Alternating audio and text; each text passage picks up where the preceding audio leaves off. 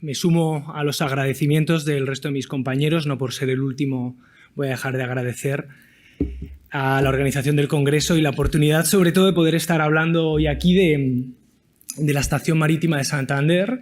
Es un edificio híbrido que está ahí entre el mar y la ciudad. No está claro si es un edificio, si es un barco. Bueno, una condición hoy híbrida que le sirvió a Ricardo Lorenzo, su arquitecto diseñador, como excusa para desplegar una serie de mecanismos arquitectónicos que definen distintos grados de apertura y permeabilidad entre el interior y el exterior, que es el tema central del Congreso. Paso aquí. Nos vamos a los años 60, cuando las campañas de promoción del turismo de España pues, transformaron muchas localidades costeras de nuestro país. El boom turístico popularizó aún más, subrayo eso de aún más, las playas de Santander, lo que a su vez atrajo a navieras del norte de Europa que deseaban establecer un servicio regular de ferries para pasajeros y vehículos de Santander con puertos del norte de Europa como Dover, Ostende o Ámsterdam. Pero teníamos un problema y es que teníamos un puerto muy anticuado. El muelle de Santander era viejo y no estaba preparado para el atraque de barcos tan grandes. Hacían falta nuevas instalaciones portuarias que dieran capacidad a los ferries y a la cantidad de viajeros que estaban previstos llegar. Es decir, Santander necesitaba una nueva estación marítima y el encargo recayó en un joven arquitecto que se llamaba Ricardo Lorenzo, que estaba adquiriendo cierta popularidad gracias a una producción decididamente contemporánea. Aprovecho este dibujo para decir que la totalidad del material que voy a enseñar hoy aquí es material inédito, original, custodiado por el archivo de la Autoridad Portuaria de Santander y del Colegio Oficial de Arquitectos de Cantabria, a quien desde aquí traslado mi agradecimiento por su generosidad y porque sin ellos todo el material y esta investigación habría sido imposible. ¿Y quién es Ricardo Lorenzo? Ricardo Lorenzo es una figura prácticamente desconocida fuera de Cantabria. Hablaba hoy Teresa de eso en la presentación, ¿no? Él estudió arquitectura en Barcelona, muy cercano al Grupo R, trabó mucha amistad con Federico Correa y con Oriol Bohigas y fue alumno aventajado de José Antonio Coderch. De hecho, uno de sus primeros trabajos profesionales fue la dirección de obra de la Casa Olano, en comillas, obra de José Antonio Coderch en Cantabria, que también tengo entendido que ha sido tema de este congreso.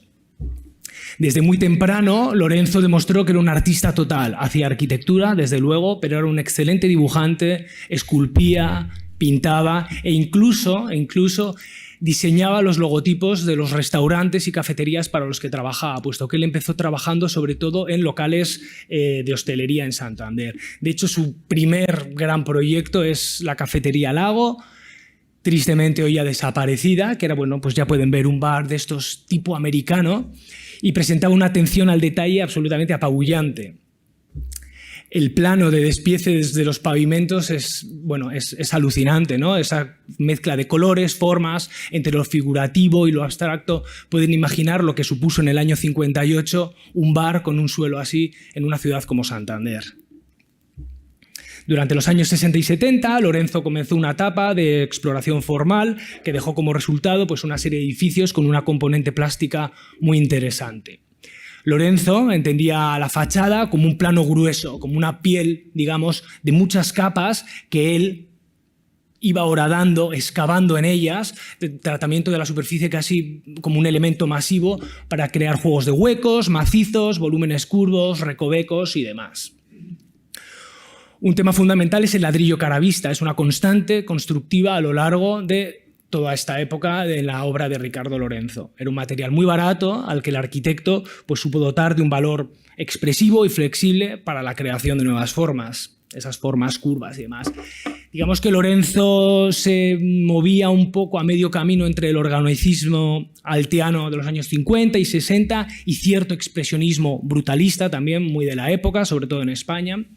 Y sobre todo él desplegaba gran parte de su lenguaje en la apertura de huecos. Para Lorenzo, la apertura de huecos era una posibilidad de expresión que iba mucho más allá de una mera transición interior y exterior. El resultado es un lenguaje arquitectónico personal e inconfundible. Cuando uno va por Cantabria y ve un edificio de Lorenzo, dice, eso es de Lorenzo, y rara vez falla. Muy bien, seguramente la estación marítima, que es el proyecto del que voy a hablar, es el proyecto más arriesgado o uno de los más interesantes de estos años 60-70 de Ricardo Lorenzo. Se ubica en el muelle, en un lugar intermedio entre el centro histórico, al norte de Santander, ahí pueden ver de hecho la catedral, y hacia el sur a la bahía de Santander, ¿no? Y el edificio se orienta siguiendo la línea del cantil marítimo. El encargo, claro, planteaba un programa funcional muy complejo, ¿no? Con diferentes necesidades para el personal de servicio, pensemos en policía, aduana, el personal de las operadoras marítimas. Luego estaban los viajeros que venían en coche, los viajeros que venían sin coche y luego además la zona pública, es decir, para visitantes ocasionales. De alguna manera, este boceto con papeles de dos colores ya habla de que él estaba estableciendo ese programa funcional o lo estaba dividiendo en dos. Esta ya es la planta definitiva. Nos hemos girado, ¿de acuerdo? Ahora hacia arriba está el sur, que es la bahía, y hacia abajo está el norte, que es la ciudad de Santander, ¿no? El proyecto se condensa casi todo en una sola planta, de una superficie, pues ya ven, de unos 3.000 metros cuadrados, y como se había visto en el papel de colores, el edificio se organizaba en dos partes. El puntero. Esta es la zona para viajeros y para el personal de servicio, cada uno de los cuales tiene su entrada. Los viajeros con coche van por aquí, los viajeros sin coche por aquí va la policía y demás, por aquí el personal. Bueno, digamos que esta mitad del edificio es para los viajeros y esta otra mitad del edificio es para los visitantes ocasionales. Accedían por esta gran puerta al norte, a Santander, aquí está el centro, un gran vestíbulo y aquí una serie de tiendas, una cafetería-restaurante metida en este muro curvo. De hecho, aquí está la cocina y aquí el comedor del restaurante con vistas al sur, a la bahía y demás. Lorenzo, ahora lo vemos desde fuera, esos volúmenes cilíndricos, ¿no? Lorenzo rodeó los volúmenes cilíndricos de la cafetería a la izquierda, la cafetería estaba en planta alta, y de las cocinas del restaurante, que es a la derecha, ese tambor acristalado que ven ahí, con sendas rampas curvas que lo que permitían era un acceso a una terraza transitable y abierta al público y también en conexión con la cafetería. Estas rampas, de alguna manera, describen una transición suave y continua entre el interior y el exterior, entre el nivel de calle y la terraza. Seguramente en esta foto es desde donde mejor se ve. Aquí podemos ver los dos volúmenes de cafetería y restaurante, las rampas, la terraza plana y luego aparecen además esas dos placas curvas de hormigón ligeramente desfasadas con respecto al nivel de terraza. ¿Para qué? Para permitir la iluminación cenital, la entrada de luz al interior de la estación. En esta foto, digamos, de esa fachada norte, estamos viendo muy bien las placas de hormigón desfasadas, vemos también las rampas y la vegetación que se puso alrededor con la intención de que la vegetación se fuera también conquistando las paredes del edificio, los muros. Esta idea de las olas de hormigón en la cubierta aparece desde los primeros bocetos, ¿no? Donde también aparecían, además, lo pueden ver aquí, esa especie como de lucernarios fungiformes que al final se cayeron y demás. No obstante, más allá de la entrada de luz, el verdadero cometido de estas placas se relaciona con el sentido escenográfico del edificio, ¿no? La cubierta le otorga al edificio un perfil y que recuerda a un barco. De hecho, ya no solo las placas estas de hormigón con forma de ola, sino incluso el mástil de señales puesto en la proa del edificio. De repente hablamos de la proa de un edificio, ¿no? También de hormigón armado. Hablan de esta expresividad, de este simbolismo, sin duda con guiños al mundo náutico, puesto que el edificio tenía esa vocación de ser el medio camino entre el mar y la ciudad, entre un país extranjero y España, es decir, esa condición híbrida interior-exterior estaba todo el rato. Lorenzo planteó un estudio exhaustivo del proyecto en alzado y la composición de sus 4 fachadas. Se conservan unas láminas de lápiz enormes. Él trabajaba en formatos muy grandes, con fuertes claroscuros y contrastes muy violentos, en los que él iba ensayando todo tipo de soluciones para potenciar estas visiones así tan expresionistas y tan dramáticas.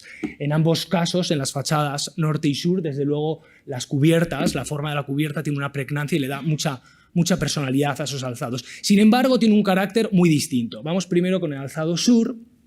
Este es el alzado sur, el que mira hacia la bahía, ¿no?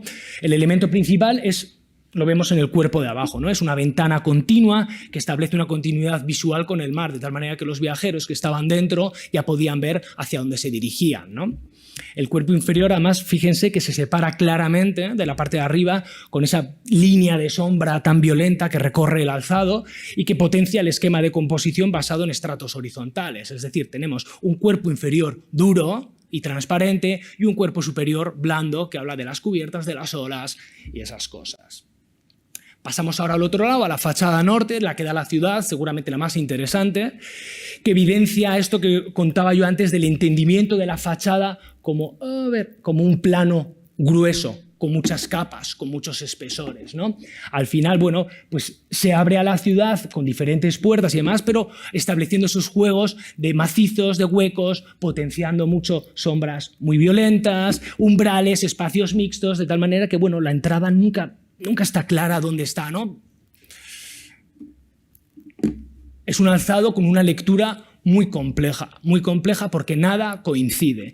Es decir, las placas de hormigón proyectadas hacia abajo tienen un límite, la terraza tiene otro, la estructura tiene otro, los planos de cerramiento tersos de vidrio están en un lugar, los macizos de los ladrillos en otros, de tal manera que lo que da es un alzado muy vibrante,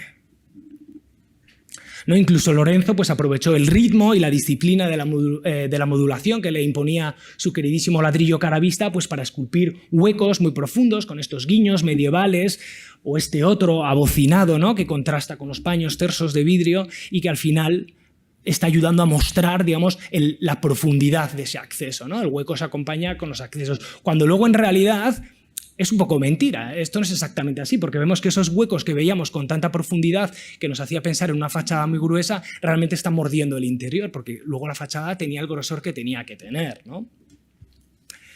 Bueno, la estación se inauguró en 1972 y después de casi medio siglo funcionando, pues ha sido objeto de algunas actuaciones de reforma. La última, concluida en 2020, pues consistió en un profundo trabajo de rehabilitación exterior que nos ha dejado la estación pues muy bien. Se han cambiado las carpinterías, se han arreglado las humedades, etcétera. Por fuera el edificio está estupendo. Por dentro, bueno, se ha cometido una redistribución que ha eliminado casi todos los elementos de compartimentación y ahora lo que hay es un gran espacio de 1000 metros cuadrados, luminoso, diáfano, que conecta visualmente el sur hacia la bahía, el norte hacia la ciudad y demás.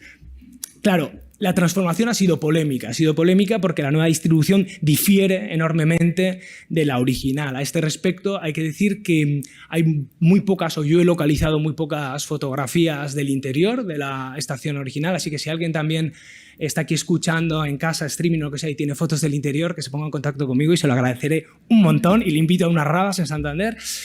Y en todo caso, bueno, más allá de la polémica de cuánto ha cambiado el interior o no, es justo decir que también esta nueva intervención subraya un poco la propia esencia del proyecto, que es conectar la bahía y la ciudad a través de la estación y que bueno, y ahora se entiende muy bien todos esos decalajes entre las cubiertas y demás para el acceso de luz.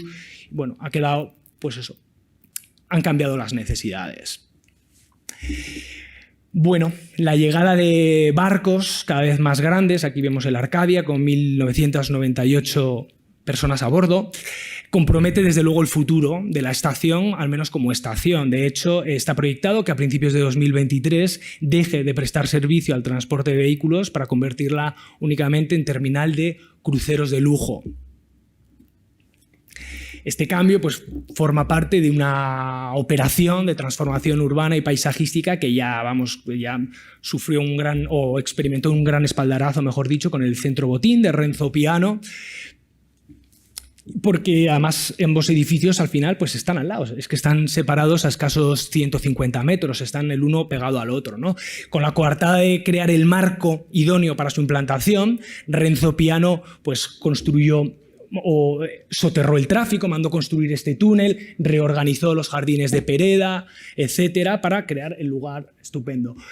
Si vemos en esta foto desde Google Maps, donde se entiende también muy bien la escala de los barcos y demás, es muy curioso contrastarlo con los croquis que hizo Renzo Piano Ricardo Lorenzo, cuando estaba concibiendo el proyecto. Es decir, ya en sus primeros croquis, él entendía la estación marítima acompasada también con unos túneles, con una reorganización de los jardines y demás. Es decir, exactamente una serie de terrazas. El proyecto tenía también que ver con un contacto entre el mar y la ciudad que se ha producido 50 años después. Bueno, quiero terminar con unas palabras también sobre Ricardo Lorenzo. Quienes lo conocieron dicen que era un hombre muy tímido, muy familiar, extremadamente pudoroso con su trabajo, a pesar del enorme éxito profesional que tuvo. Su hija Soledad cuenta que cuando murió su padre, revisando los papeles del archivo, encontró cartas de Domus, de la Arquitectura Juiy y demás, solicitando material de publicación, a las que el arquitecto, supongo que por puro pudor, o esta cosa a veces que nos ocurre a los que venimos de ciudades pequeñas, nunca contestó y nunca lo mandó. Seguramente ese pudor ha hecho que sea una persona o un arquitecto poco conocido, que sea conocido poco fuera de su lugar de origen. Sin embargo, creo que es un pionero de la arquitectura española con todas las letras. Es decir, Ricardo Lorenzo se enfrentó en un lugar tan conservador, tan reticente al cambio como es Santander y a la tradición arquitectónica conservadora allí, con una apuesta decididamente contemporánea, decididamente vanguardista. La estación marítima, desde luego, fue una obra clave en la trayectoria creativa del arquitecto y sirvió, al menos durante unos años, para mostrar a los turistas extranjeros la puerta de entrada a un país que quería y que necesitaba ser un poco más moderno. Muchas gracias.